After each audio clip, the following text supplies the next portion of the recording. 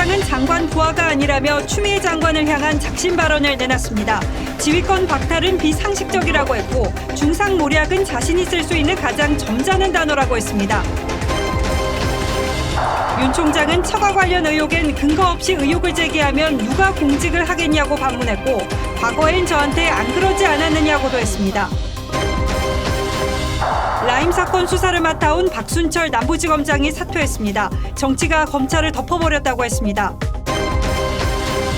백신 접종 후 사망자가 하루 만에 19명이 늘면서 누적 사망자는 28명입니다. 대한의사협회는 접종 일주일 유보를 권고했지만 정은경 청장은 접종을 중단할 필요는 없다는 기존 입장을 이어갔습니다. 전국 재활병원에서 집단 감염이 늘어나면서 신규 확진자가 일주일 만에 다시 세 자릿수로 올라섰습니다. 성유모 산업부 장관이 월성 1호기를 재가동하지 않겠다고 했습니다. 직원들의 자료 삭제에 대해선 있을 수 없는 일이라며 책임지겠다고 했습니다. 김관진 전 국방장관이 2심에서도 징역 2년 4개월 실형을 선고받았습니다. 현 안보 상황을 불타는 처마 밑에 제비와 참새로 표현했습니다.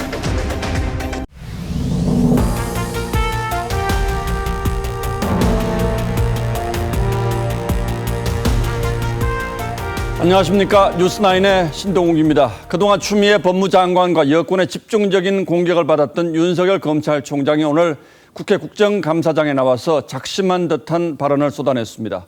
검찰총장은 법무장관의 부하가 아니며 추미애 장관의 수사지휘권 발동은 위법하고 부당하다고 강하게 반박했습니다. 여당 의원들이 목소리를 높이며 윤 총장을 압박했지만 윤 총장은 물러서지 않았습니다. 그래서 대검 국감장은 하루 종일 팽팽한 긴장감이 돌았고 두고두고 논란이 될 만한 말들이 많이 나왔습니다. 지금부터 내용별로 하나하나 짚어드리겠습니다. 먼저 홍현주 기자가 보도합니다. 검찰총장의 수사지휘권을 박탈한 추미애 장관의 지휘에 대해 윤석열 총장은 4분여에 걸쳐 위법, 부당하다는 말을 반복했습니다. 부당한 건 저희들은 다 확실하다고 생각합니다. 그럼 지금 검사들이 대놓고 말을 안 해서 그렇지 일선 다 이거는 전부 위법 부당하다고 생각하고. 검찰의 정치적 중립을 보장하기 위해 제정된 검찰청법 8조에 따르면 법무장관은 구체적인 사건에 대해 검찰총장만 지휘 감독하게 돼 있는데 수사지휘권 자체를 박탈한 건 법 위반이란 주장입니다. 구체적 사건에 대해서 총장에게 이런 건 이렇게 하는 게 좋겠다고 지휘를 하시면 그거는 저희가 받아들입니다만은 검찰총장 빠져라 이러는 것은 검찰청법에 예정돼 있지 않는다는 것이. 윤 총장은 하지만 이를 다투면 조직이 혼란스러워지기 때문에 쟁송 절차를 밟지 않는다고 했습니다. 여당은 틀린 얘기라고 반박했지만 검찰총장이 지휘를 받게 돼 있죠. 그 지휘 감독 관계는 분명한 거예요. 윤 총장은 세 차례 수사지휘권 발동이 모두 범죄 혐의자들의 말에서 비롯됐다며 물러서지 않았습니다.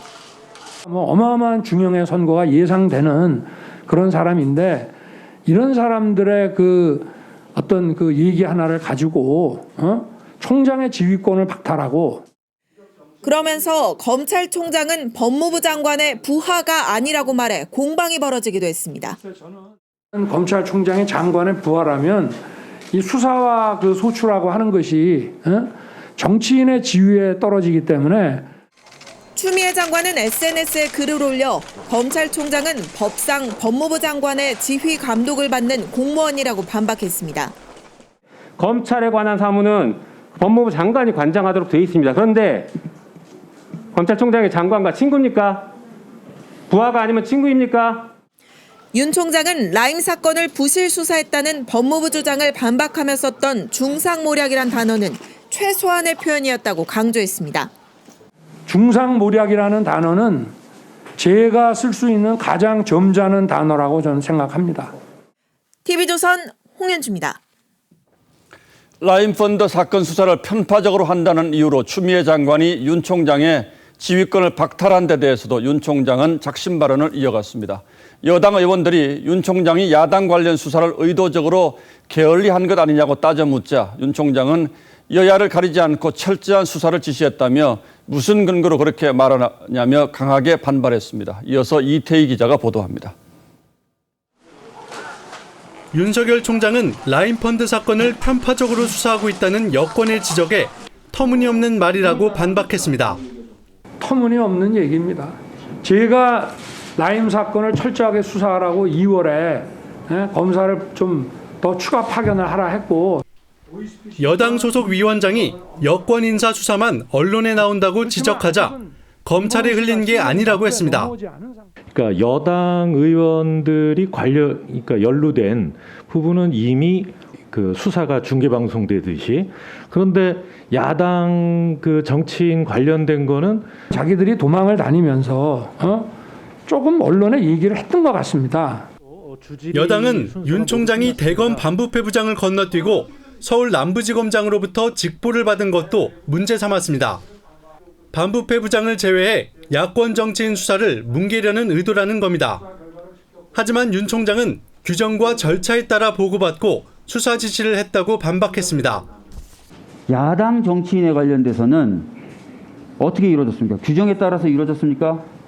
초기 첩보 단계는 검사장이 들고 와가지고 저한테 직보하는 경우들이 꽤 있습니다.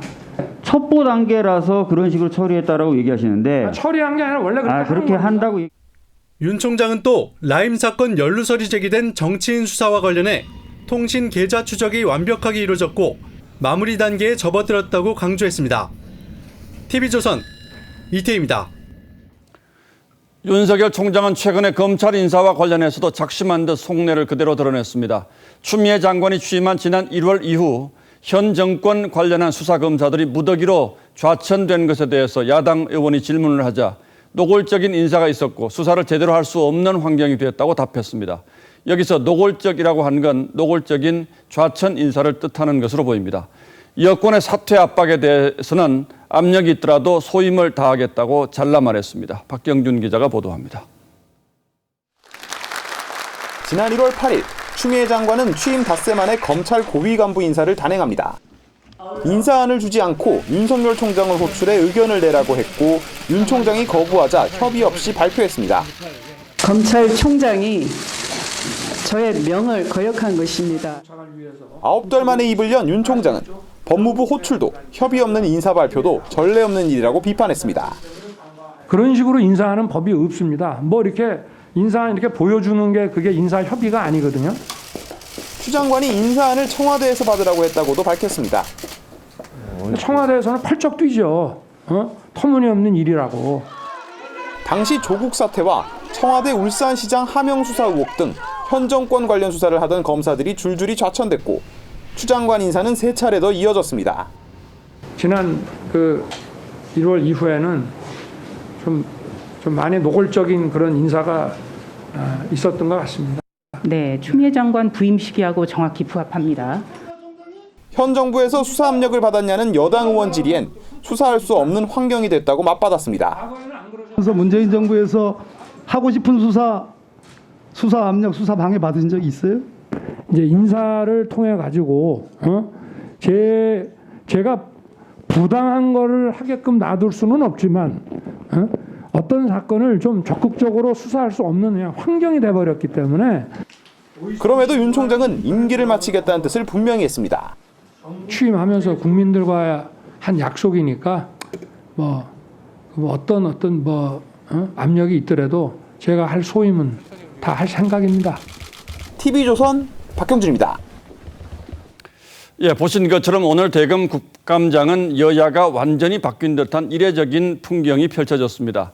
야당은 윤 총장이 살아있는 권력도 수사하라는 대통령의 말을 믿었다가 날벼락을 맞았다고 했고, 윤 총장은 살아있는 권력을 수사해야 그 권력도 국민들에게 정당성을 인정받을 수 있을 거라고 했습니다.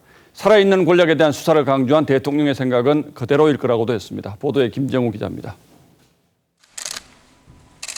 지난해 7월 문재인 대통령은 윤석열 총장을 임명하면서 살아있는 권력에 대한 엄정한 자세를 강조했습니다. 만에 하나 권리권 비리가 있다면 그 점에 대해서는 정말 이렇게 엄정한 그런 자세로 이렇게 임해 주시기를. 윤 총장은 대통령의 생각이 지금도 같을 거라고 했습니다. 살아있는 권력도 좀 제대로 좀 엄정하게 수사하라 이런 말 기억하고 계시죠? 아직도? 네, 뭐 그때뿐만이 아니라 지금도 여전히 같은 생각이시라고 저는 생각합니다. 살아있는 권력에 굴하지 않아야 권력도 정당성이 있다고 했습니다. 거기에도 굴하지 않고 이렇게 법 집행을 해야 국민들이 볼 때에도 그 살아있는 권력 또한 국민들에게 정당성을 받을 수 있기 때문에 하지만 수사 검사들에 대한 연이은 좌천성 인사로 인한 권력 수사 기피를 우려했습니다. 힘 있는 사람에 대한 이런 수사에 누구도 나서지 않을 가능성이 많기 때문에 야당에선 대통령의 말을 왜 믿었느냐는 핀잔이 나왔습니다. 그 말 고지고대로 믿으셨어요. 그 말 그대로 믿고 살아있는 권력에 대해서 수사하고 칼을 휘두르니까 이 지금 날벼락 맞는 거 아닙니까? 여당 의원들은 윤 총장 역시 힘 있는 사람으로 대받으면서 장모 사건을 수사하는 검사들에게도 똑같이 하라거나 수사가 편중됐다고 반박했습니다. 피해자한테 피해를 회복하는 것과 관계없는 여러 데서 관심을 갖고 있는 무슨 뭐 정치인 수사 이런 데만 집중하는 것이 아닌가. TV조선 김종호입니다.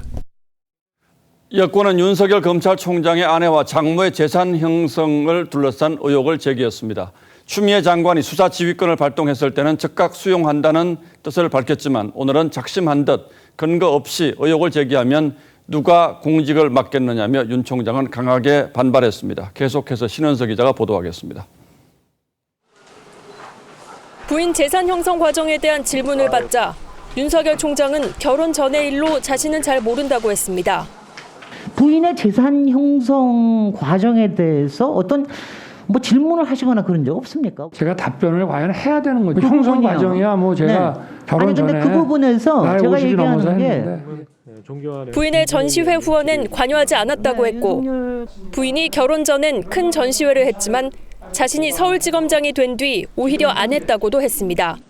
작년에 마지막으로 한 것도 준비를 그 전부터 해왔기 때문에 그리고 그것도 규모를 아주 축소해서 했습니다. 그러면서 근거 없이 의혹을 제기하면 누가 공직을 맡겠냐고 반문했습니다. 근거 없이 의혹을 막 제기해서 이렇게 하면 저는 누가 공직을 하겠습니까? 저는 그거는 좀 부당하다고 생각합니다. 윤 총장은 또 부인이 아파트 두 채가 있었는데 고위공직자 1가구 1주택에 맞추기 위해 재작년 처분한 상황도 설명했습니다. 하지만 여당은 제대로 된 수사를 하라고 요구했습니다. 왜 그렇게 예리한 칼날이 가족과 측근에 대해서는 이게 무뎌지는가? 이 부분에 대해서 여러 가지가 좀 쌓이고 그러다. TV조선 신은서입니다. 오늘 국감장을 뜨겁게 달구는 건 의원들의 날카로운 추궁이 아니라 윤석열 총장의 거침없는 발언이었습니다. 격한 표현으로 그리고 때로는 의원들의 말까지 끊어가며 자신의 주장을 강하게 피력했습니다. 특히 여당 의원들과는 고성이 오갈 정도의 논쟁도 피하지 않았는데 여당 의원들의 태도가 과거와 왜 이렇게 달라졌느냐고 따져 묻기도 했습니다. 보도에 최원희 기자입니다. 윤석열 총장의 정의감이 선택적이라는 민주당 박범계 의원의 지적에 윤 총장은 선택적 의심이 아니냐고 맞받아쳤습니다. 의원이 느낄 때 선택적 정의라고 생각합니다. 그것도 선택적 의심 아니십니까? 과거에는 안 그러셨지 않습니까? 7년 전 국정원 댓글 사건 수사로 징계를 받았을 때 형은 의로운 검사라고 윤 총장을 치켜 세웠던 박범계 의원의 달라진 태도를 언급한 겁니다. 한동훈 검사장을 비호했다는 주장엔 식물총장이 누굴 비호하겠느냐고 했고 비호할 능력도 없고요. 인사권도 하나도 없는 사람입니다. 밖에서 다 식물총장이라고 그러지 않습니까? 검찰의 과거 잘못된 가혹행위를 설명하는 과정에선 거친 표현을 사용해 여당 의원들이 취소하라고 압박하기도 했습니다. 검찰에서 수사하다가 사람을 패 죽인 거 하고 또 이게 경우는 좀 다르지 않나 생각합니다. 때려 죽이고 패 죽인 거 아닙니까? 조국 전 장관에 대한 압수수색 당일 박상기 전 법무부 장관으로부터 어떻게 하면 선처가 되겠냐는 문의를 받았던 일화를 공개하기도 했습니다. 좀 선처가 될 수가 있겠냐라고 여쭤보셔서 야당이나 언론에서 이렇게 자꾸 의혹을 제기하고 막 이러고 나오는데 좀 만약에 여기서 그냥 사퇴를 하신다면 좀 조용해져 가지고. 하지만 부정청탁 논란이 일자 상의하는 과정에서 나온 말이라고 했습니다. 윤 총장의 거침없는 발언에 여당 의원들은 답변 태도를 지적하며 국감 내내 신경전을 벌였습니다. 보고받지 않았기 때문에 올랐다. 자세를 똑바로 해주세요. 하지만 야당은 추미애 장관의 태도가 훨씬 문제였다고 반박했습니다. 27번 윽박지르지 않았습니까? 그리고 비웃기까지 해요. 수십 배 정도 예의가 바르겠지. TV조선 최원입니다. 대검과 윤석열 총장을 상대로 한 법사위 국정감사는 지금도 진행 중입니다. 그럼 지금부터 국회로 가보겠습니다. 자, 윤수영 기자.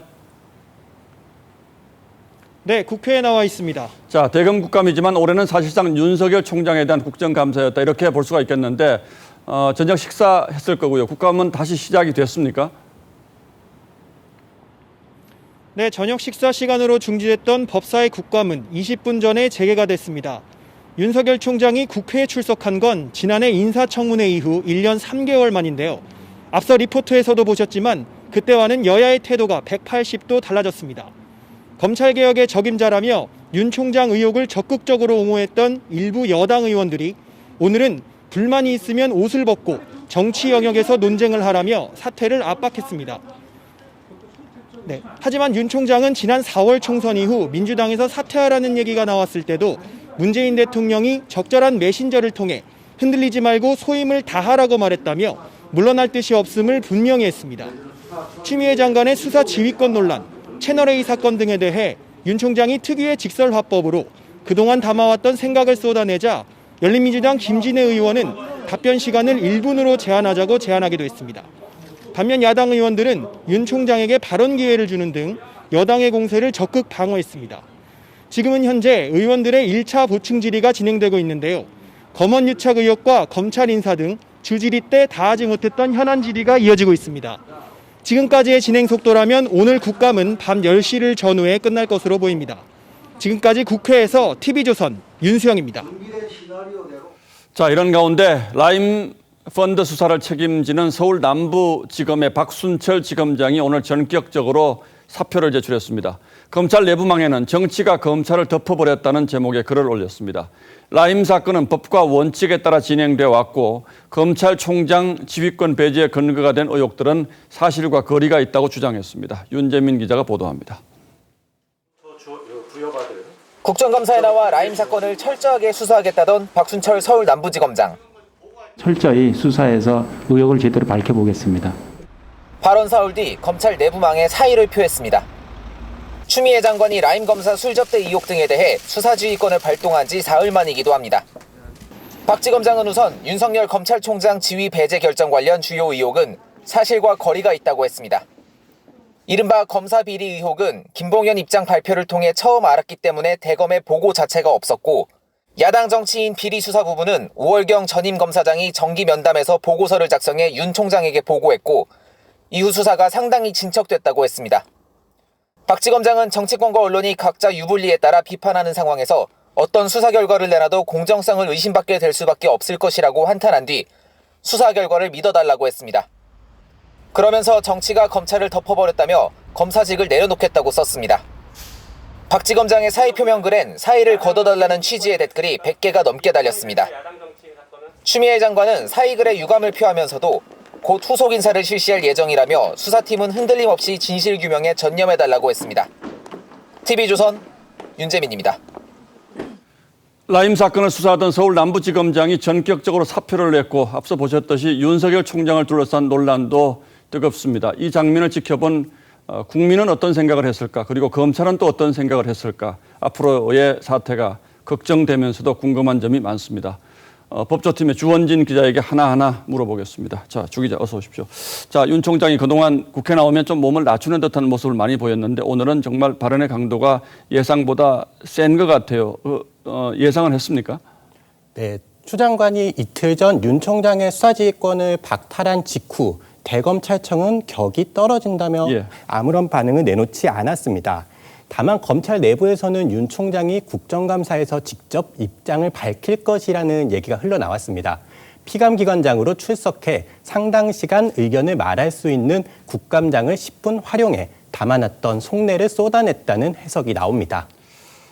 자, 이렇게 되면 윤 총장으로서는 뭐 그야말로 완전히 돌아올 수 없는 강을 건넜다 이렇게 보이는데 이 결정을 혼자 했을까요?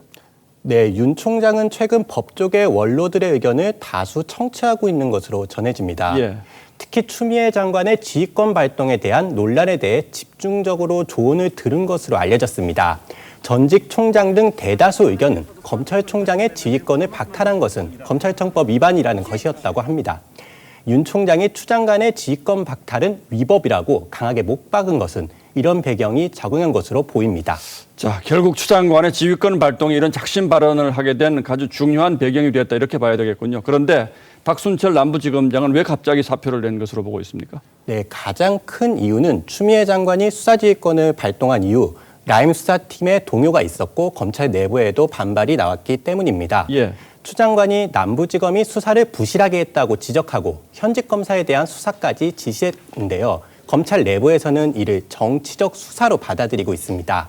한 남부지검 소속 검사는 지검장이 수사에 최선을 다한 후배들의 명예는 지켜줘야 할 것 아니냐는 내부 움직임이 있었다고 전했습니다. 자, 그런데 뭐 이런 표현이 적절한지는 모르겠습니다만 이 박순철 지검장은 이런 바 이제 추 장관 라인이다 이런 평가도 있었는데 오늘 사표 내면서 추 장관을 강하게 비판했습니다. 이건 어떤 배경으로 봐야 할까요? 네, 박 지검장은 지난 의정부 지검장 시절에 윤 총장의 장모를 기소해서 일각에서는 추미애 사단으로 분류하기도 했는데요. 예. 박 지검장은 사임에 그래서 이렇게 한 명의 정치 검사가 만들어진 것 아닌지라며 자신이 그렇게 평가받는 것이 마땅치 않음을 표현했습니다. 그리고 자신은 26년간 검사로서 법과 원칙에 따라 본분을 다해온 그저 검사일 뿐이라고 말했습니다. 추 장관을 비판하고 사임함으로써 이런 평가를 불식시키고자 한 것으로 보입니다. 그러니까 검찰총장의 장모를 기소한 수사를 한 것도 검사로서 한 일이고 라임 수사를 한 것도 검사로서 한 일인데 이 글의 제목에서 보면 정치가 검찰을 덮어버리는 바람에 자신이 정치검사가 됐다 이런 억울함을 토로한 셈이군요. 자, 검찰 그리고 검사들 분위기는 어떻습니까? 네, 박 지검장이 마지막으로 남기고 간 말, 정치가 검찰을 덮었다. 예. 오늘 이 말이 검찰 내부에서 상당한 호응을 얻고 있습니다. 이 한마디가 현 상황을 가장 잘 표현한다. 이런 반응이 많습니다. 한마디로 검찰 내부가 동요하고 있다는 건데요. 다만 집단 움직임 여부는 아직 뚜렷하게 포착된 것은 없습니다. 하지만 추 장관과 윤 총장의 갈등 수위가 높아지거나 향후 라임 수사 결과를 두고 검사들이 폭발할 가능성을 배제할 수는 없습니다. 예, 좀 더 지켜보죠. 예, 주원진 기자 잘 들었습니다.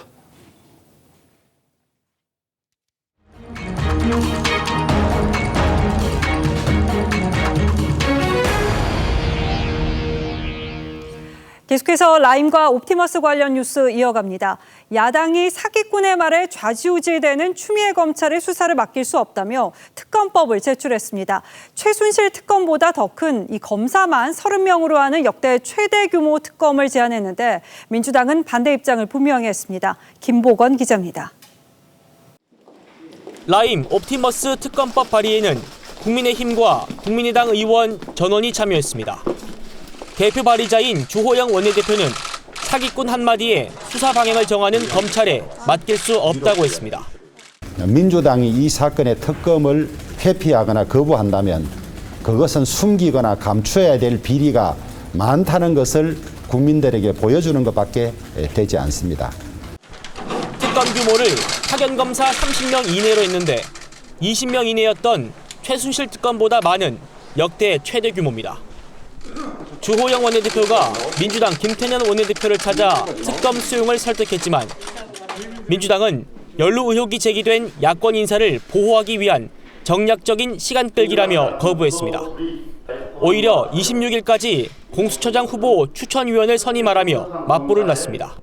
공수처 출범은 정치검찰, 부패검찰이라는 오명으로부터 검찰을 개혁하는 출발이 될 것입니다.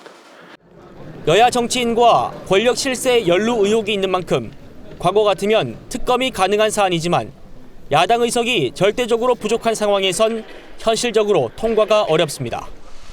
박병석 국회의장은 원내대표 회동 때 야당이 공식 제안하면 특검을 논의해 보겠다고 했습니다. TV조선 김보건입니다. 뉴스 머리에 전해드렸듯 윤 총장은 자신의 수사지휘권이 박탈된 것을 두고 비상식적이라고 했는데 추미애 장관은 지난 넉 달여 동안 3번에 걸쳐서 특정 사건에 대한 수사를 지휘했죠. 그런데 공교롭게도 그때마다 사기 혐의를 받는 사람들의 폭로, 옥중서신이 출발점이 됐습니다. 여기에 오늘의 포커스를 맞췄습니다. 지난 6월 대검찰청을 공개 질타했던 추미애 장관. 마치 인권 문제인 것처럼 문제를 변질시켜서 인권감독관실로 이첩한 대검의 조치는 바람직하지 않다. 한명숙 전 총리의 불법 정치자금 수수 사건을 검사가 조작했다는 의혹에 대해 검찰이 소극적이라는 지적이었죠. 결국 수사를 지휘해 법원 출신인 한동수 감찰부장에 대검 감찰부에 사건을 맡깁니다. 해당 의혹은 사기 등 혐의로 복역 중인 한모 씨의 주장에서 비롯됐죠. 한 씨가 수감 중에 한 전 총리 사건의 증인이 거짓 진술을 강요당했다는 정황을 전해 들었다는 주장을 폈던 거죠. 하지만 4개월 넘도록 의혹의 실체는 드러나지 않고 있습니다. 지난 7월에도 추 장관은 채널A 기자 관련 수사에서 윤 총장의 지휘권을 박탈하는 수사 지휘를 했습니다. 윤 총장의 측근 한동훈 검사장이 해당 기자와 유착했다는 의혹 때문이었죠. 검사와 기자가 공모해서 재소자에게 재소자 본인은 물론 그 가족까지 별건으로 형사처벌될 수 있다고 협박을 했습니다. 이 의혹은 사기 혐의로 복역 중인 이철 전 VIK 대표와 그를 한 번도 만난 적 없는 대리인 지모 씨의 주장으로부터 시작됐습니다. 수사팀은 이 전 기자를 기소했지만 검사와의 유착은 밝혀내지 못했죠. 지난 19일 윤석열 검찰총장을 배제시킨 라임 사건의 수사 지휘도 상황은 비슷합니다. 윤 총장이 야권 인사수사에 소극적이란 내용의 김봉현 전 회장의 옥중 편지가 공개된 지 사흘 만에 나온 거였죠. 청와대 행정관한테 돈 준 사실 인정하십니까? 진중권 전 교수는 SNS에 사기꾼들이 의인 행세하는 세상이라며 사기꾼과 법무장관이 원팀인 나라는 대한민국이 유일한 것 같다고 했죠. 법무부 장관의 수사 지휘를 불러왔던 이딴 폭로가 과연 진실로 드러날 수 있을지. 뉴스라인 포커스였습니다. 독감 백신을 맞은 뒤 사망하는 사례가 급증하고 있습니다. 어제 이 시간에 9명이라고 전해드렸는데 하루 사이에 19명이 늘어나서 지금까지 모두 28명이 숨진 것으로 집계됐습니다. 자, 이렇게 보시는 것처럼 서울에서 제주까지 수도권, 영호남, 강원 등 전국 곳곳에서 사망자가 속출하고 있습니다.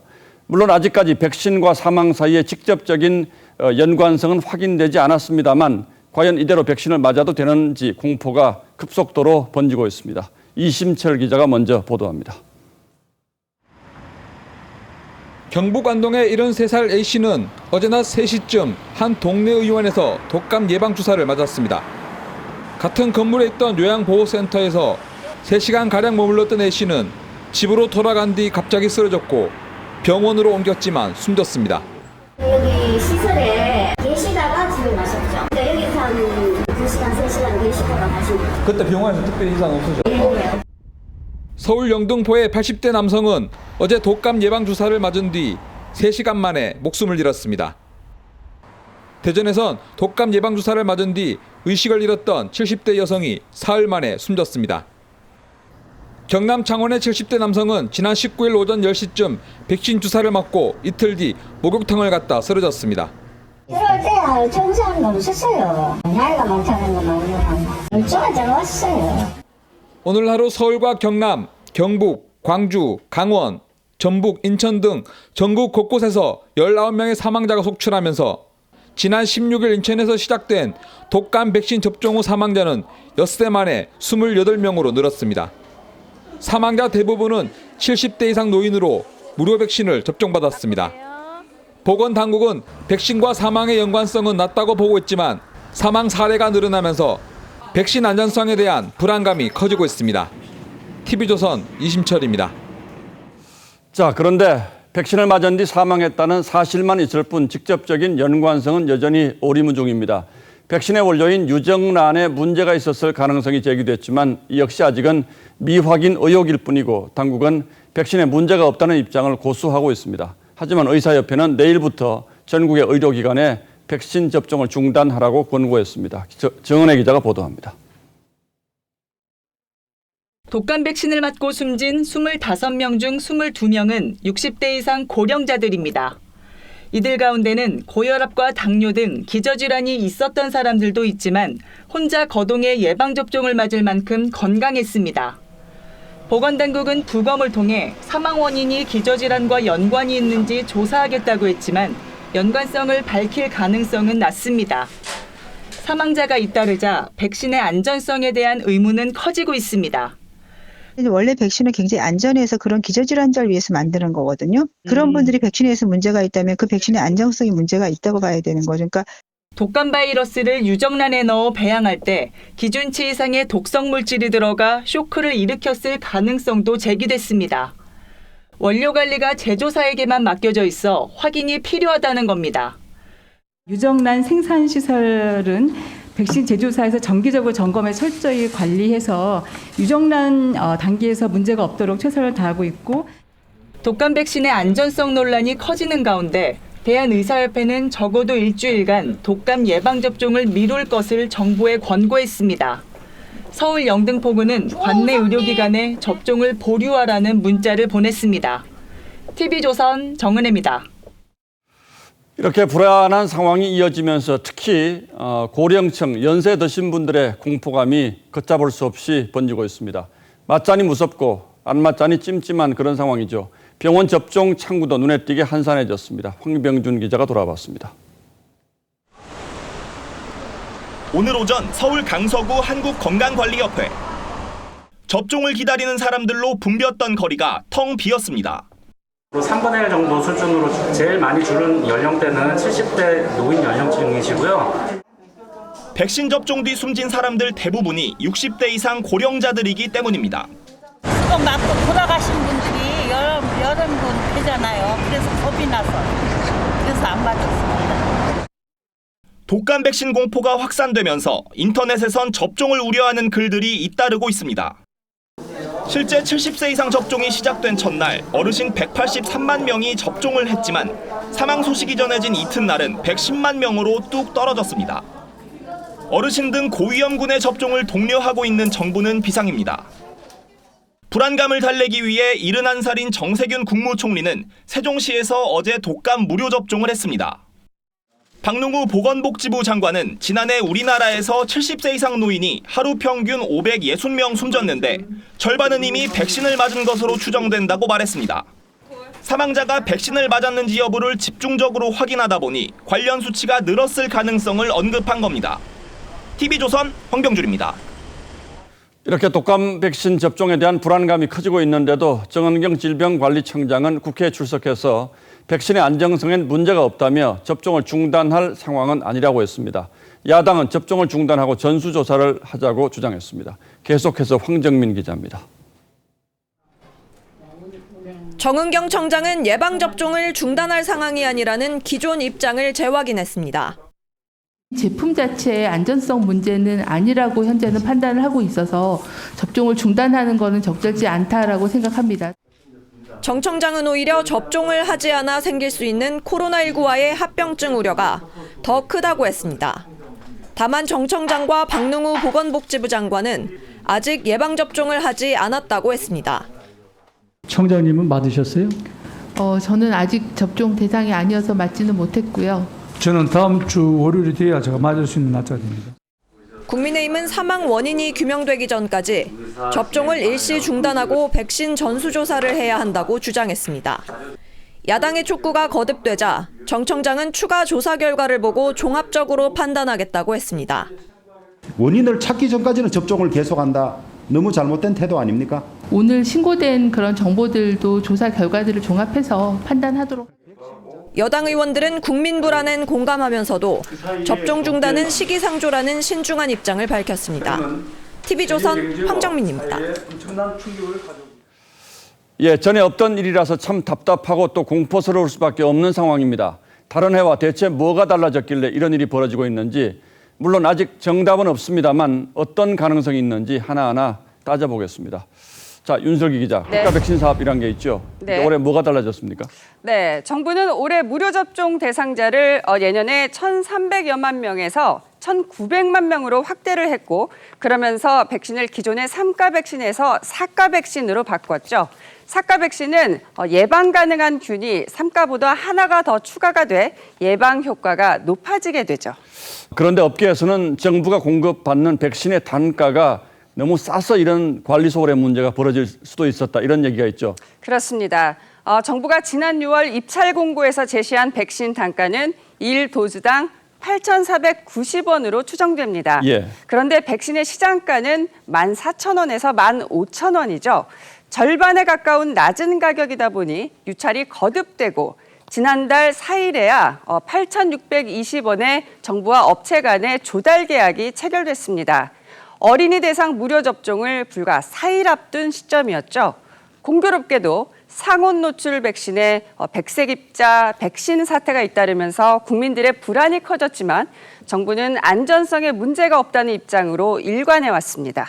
자, 그런데 끝내 이 구체적인 원인이 확인되지 않으면 여러 단계가 있지 않습니까? 그 단계별로 책임 소재는 어떻게 가립니까? 이 사업을 총괄하는 곳은 질병청이 하지만 백신의 품질 검증은 식약처, 업체 선정은 조달청, 예방접종은 의료기관 등이 합니다. 그러니까 역할이 나눠져 있기 때문에 책임 소재를 묻기가 참 힘든 구조죠. 자, 그러니까 이 구조가 너무 복잡한 것도 이제 문제가 될 수 있겠는데, 자, 어쨌든 특히 연세 드신 분들 같은 경우에는 독감 걸려도 이거 큰일 아닙니까? 그래서 지금 맞아야 되나 말아야 되나 이런 고민이 많으신 것 같은데 어떻게 합니까? 네, 관련해서 보건당국 얘기 들어보실까요? 예방접종은 고령자라든가 꼭 실시하도록, 우선적으로 실시하도록 강력히 권고를 해요. 예방접종은 지속되는 것이 좋겠다라는 결론을 내렸습니다. 왜냐하면 돌아가신 6분 중에서 1분을 제외하고 나머지 5분들은 전부 다 고령에 해당이 되십니다.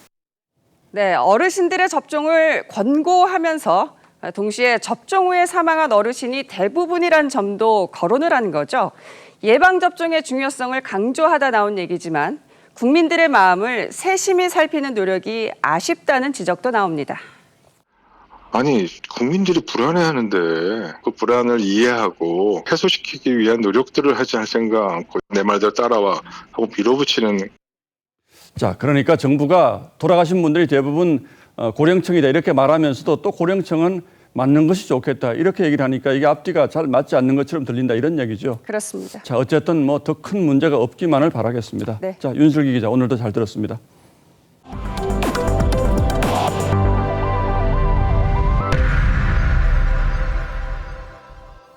독감 백신뿐 아니라 코로나도 고령층을 위협하고 있습니다. 이 안양의 노인보호시설과 군포의 한 병원이 새로운 집단 감염지로 떠올랐고, 코호트 격리에도 누적 확진자가 100명을 넘어선 광주 재활병원에서도 확진이 계속되고 있는 건데요.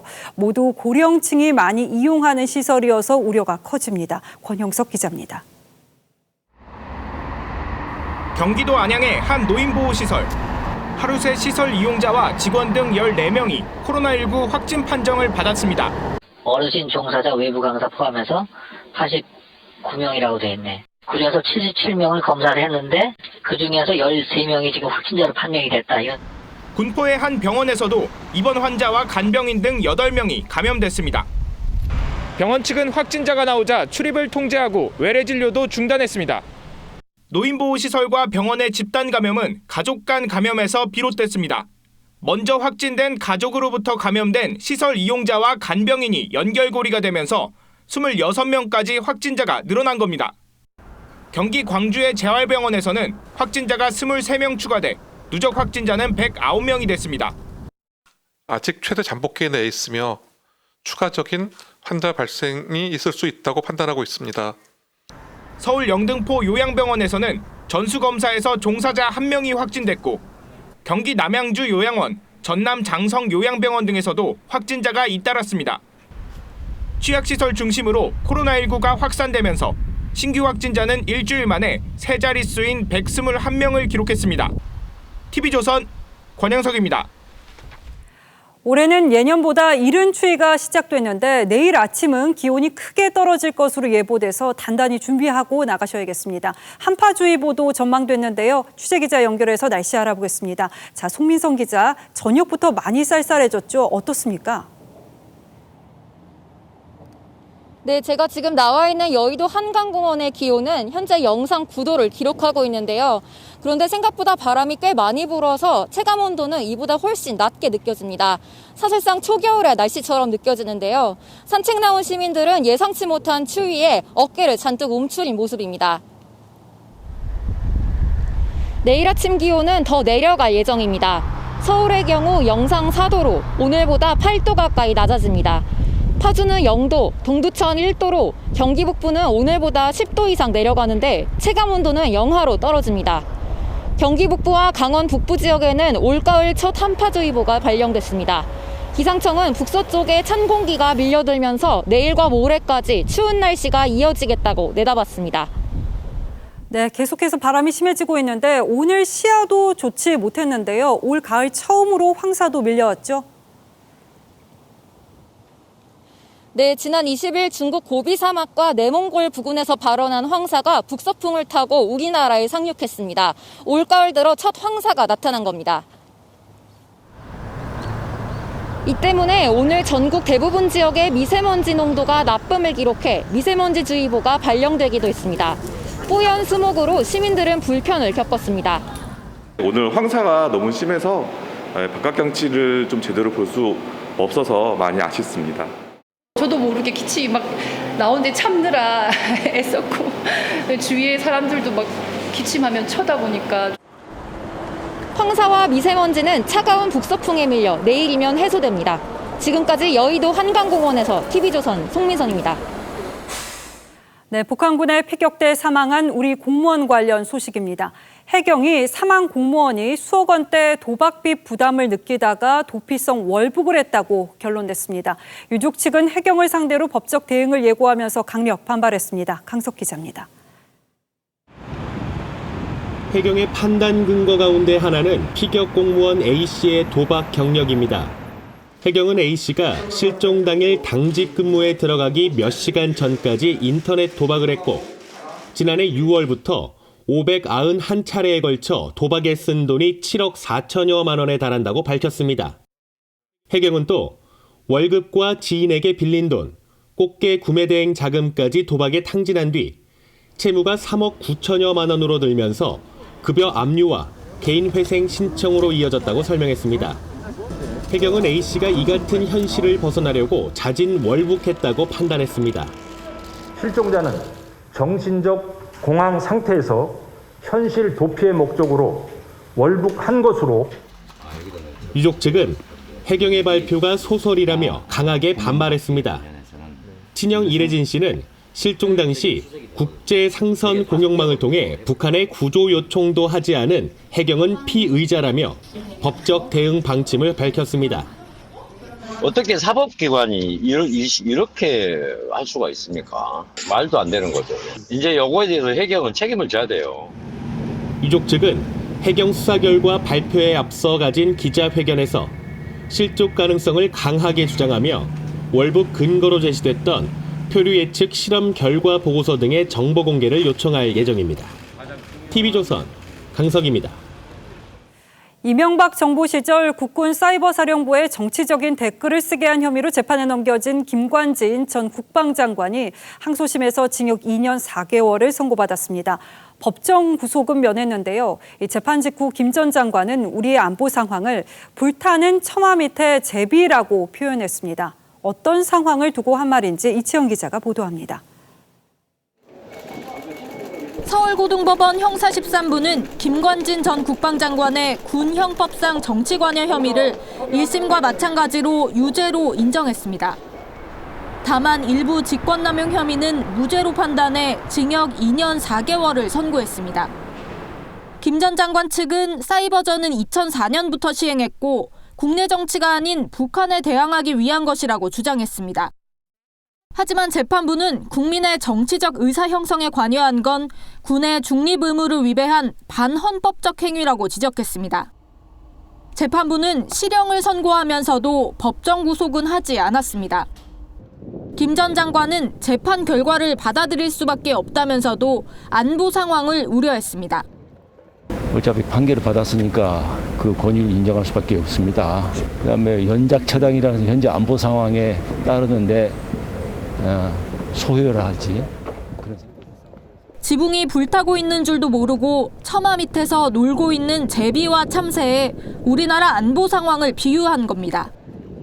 김 전 장관 측 관계자는 북한이 핵 개발을 하고 민간인을 총살했는데 국방부가 종전선언에만 몰두하고 있다는 걸 지적한 것이라고 덧붙였습니다.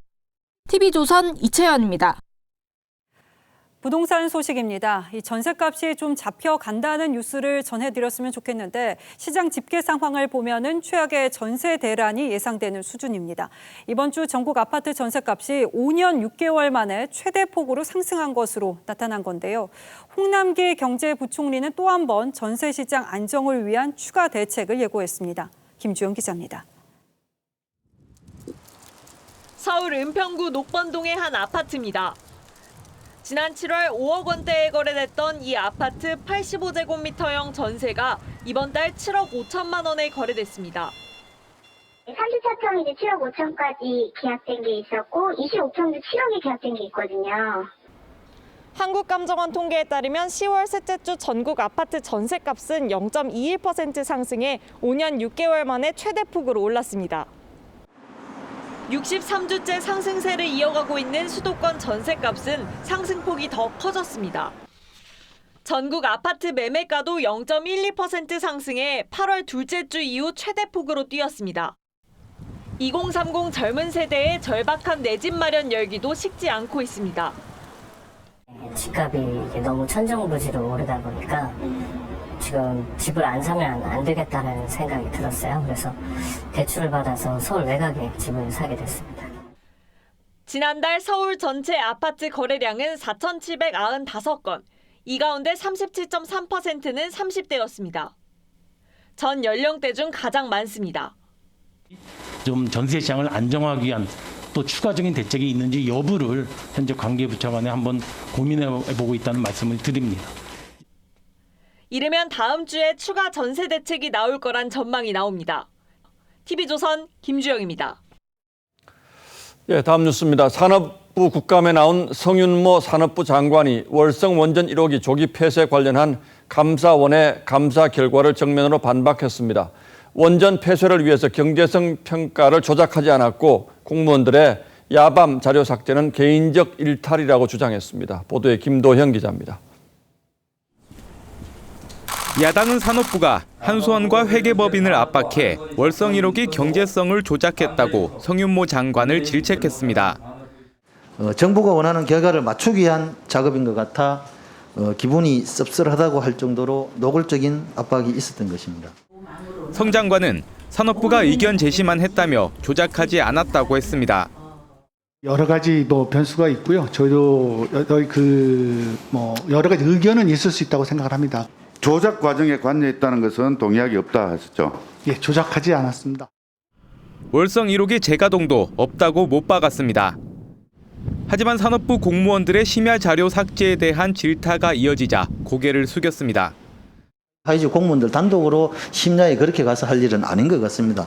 하지만 결과는 애꿎은 직원들만 불초상 치르겠죠. 하지만 이마저도 개인의 일탈 행위라고 했습니다.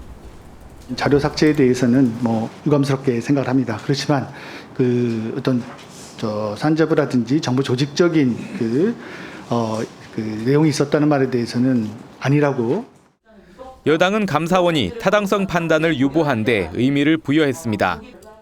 어떻게 노후 원전을 경제성만 보고 계속 가동할지 여부를 결정하겠습니까? 조기 폐쇄 결정 당시 책임자였던 백운규 전 장관은 오늘 국감에 출석하지 않았습니다. 국민의힘은 백 전 장관과 정재훈 한수원 사장 등 월성 1호기 조기 폐쇄 관련자들을 직권남용 등의 혐의로 검찰에 고발했습니다. TV조선 김도영입니다. 월성 1호기 조기 폐쇄에 청와대가 개입했는지를 두고도 여야는 충돌했습니다. 이 과정에서 고성의 반말까지 난무하면서 국감장이 다시 한번 아수라장이 됐습니다. 조덕현 기자입니다. 국민의힘은 월성 1호기 감사 결과로 탈원전 농단이 드러났다며 청와대가 뒷배라고 주장했습니다. 청와대에 초갑질이 있었습니다. 대통령은 내 말이 곧 법이다라는 식으로 이런 탈원전 농단들이 세상에 폭로됐습니다. 그들의 뒷배인 청와대는 그러자 여당은 근거가 없다고 반발했습니다. 대통령과의 관계, 청와대와의 관계, 감사 보고서에서는 없었습니다. 다른 사람이 들으면 범죄자인 줄 알겠어요. 이후 고성이 시작됐고 부담스럽습니다. 딴지를 거는 것이 아니라요. 의사진행만은 제가 하고 있어 지금. 발언 맞지 어디서 끼어들고 있어? 의사진행만은 내가 하고 있다니까. 어디서 끼어들고 있어? 누가 사퇴해줬어 누가? 감사 중단 선언에도 고성은 계속됩니다. 감사 중지를 선포합니다. 반말하지 마세요. 어디다 일어나가 지금 소리를 지르는 거예요? 그 소리를 안 들리게 생겼어요. 이런 가운데 민주당 강훈식 의원은 국감장에서 휴대전화로 퍼즐 게임을 하다 카메라에 잡혔습니다. 강 의원은 반성하고 자숙하겠다고 했지만 앞서 3년 전 서울시 국감에서도 책상 밑으로 모바일 게임을 하다 논란이 된 적이 있습니다. TV조선 조덕현입니다. 프란치스코 교황이 동성 커플도 법적으로 보호받아야 한다는 입장을 내놨습니다. 가톨릭 교계 내 보수적인 입장에서는 금기를 넘어선 건데요. 성 정체성에 대한 교회 내 진보와 보수 사이에 논란이 뜨거워질 전망입니다. 송지욱 기자입니다. 교황 재임 7년을 담은 다큐 영화 프란치스코. 여기서 교황은 동성애자도 하느님의 자녀라며 동성 커플의 결혼을 인정하는 시민 결합 법안을 지지한다고 말했습니다. Per questo perché tutti siamo fratelli vogliamo la pace. Queda feo que lo diga un papa, no sé. Las quiero mucho. 동성애를 도덕적 악으로 규정했던 전임자 베네딕토 교황과 달리 프란치스코 교황은 즉위 직후부터 포용하는 입장을 밝혀왔습니다. Se una persona è gay e cerca il Signore e ha buona volontà, ma chi sono io per giudicarla? 시민결합법은 동성결혼 합법화의 대안으로 이탈리아 등 유럽 일부 국가와 미국의 일부 주가 채택하고 있습니다.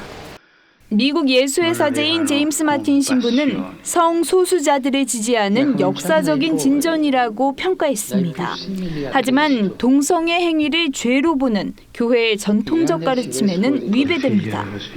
뉴욕의 주임 사제 제럴드 머레이 신부는 교황의 발언은 월권이라고 반발했습니다.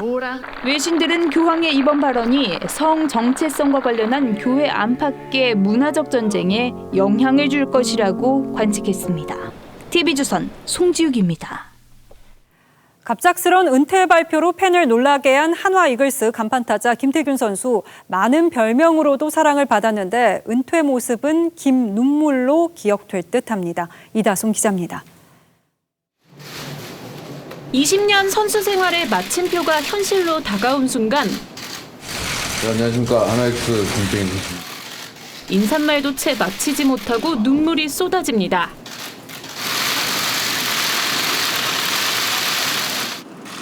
손수건을 건네받아 눈물을 닦아보지만 좀처럼 감정은 추스려지지 않습니다. 두목독수리의 호탕함 대신 감정이 풍부했던 은퇴 발표였습니다. 통산타율 3할 2푼, 역대 출루율 2위 등 프로야구 최고의 오른손 타자로 활약했던 김태균. 국가대표팀 4번 타자까지 남부러울 것 없는 선수 생활이었지만 끝내 손에 끼지 못한 우승 반지는 야구 인생의 한이 됐습니다. 정말 팬들에게 죄송하고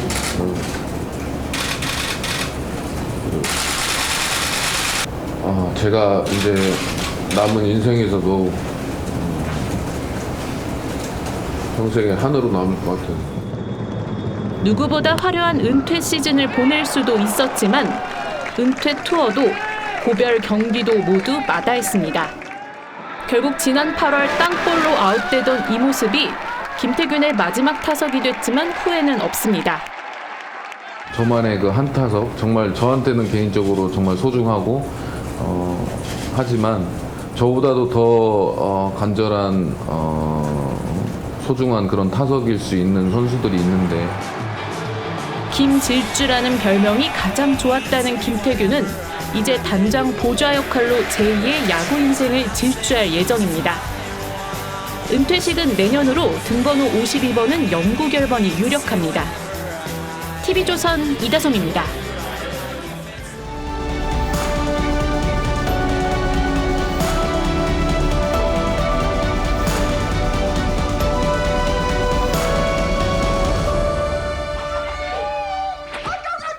천의 얼굴로 불리는 배우 짐 캐리는 얼굴 근육을 고무처럼 움직여 온갖 표정을 구사하는 걸로 유명합니다.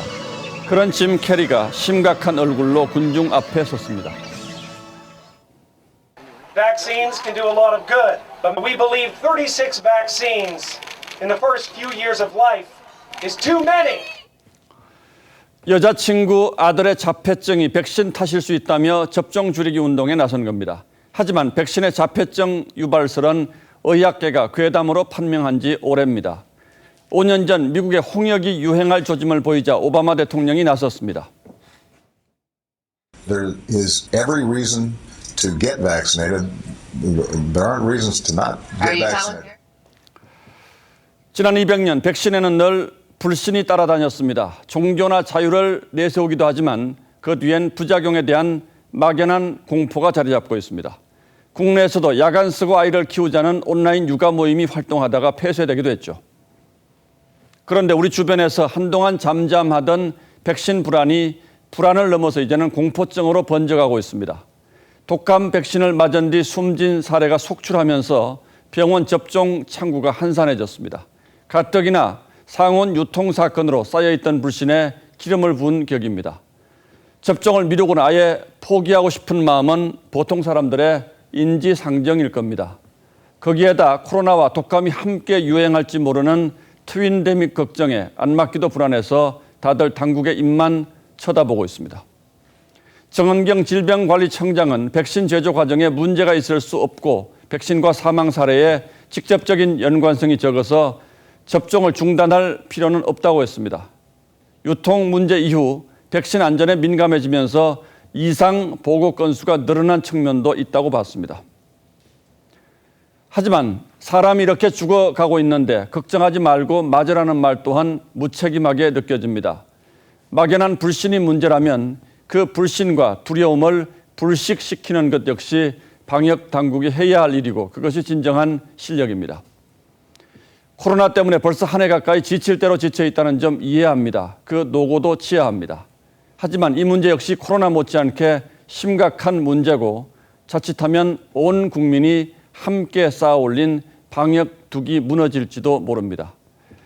감염병보다 무서운 백신은 없습니다. 하지만 지금 당장 많은 사람이 독감보다 백신을 두려워하는 현실도 부정하기 어렵죠.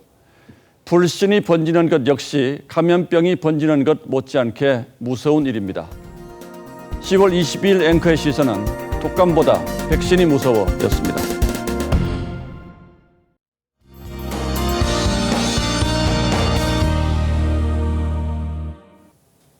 황사의 스모그까지 겹치면서 시야도 숨쉬기도 답답한 하루였습니다.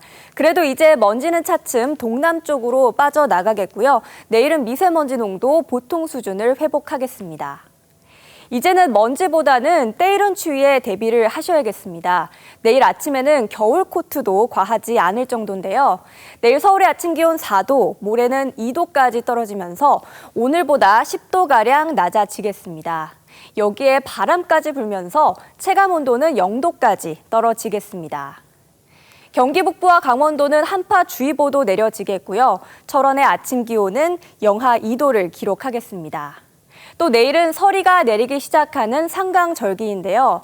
날이 추워진 만큼 내륙 지역을 중심으로는 서리가 관측되는 곳이 있겠습니다.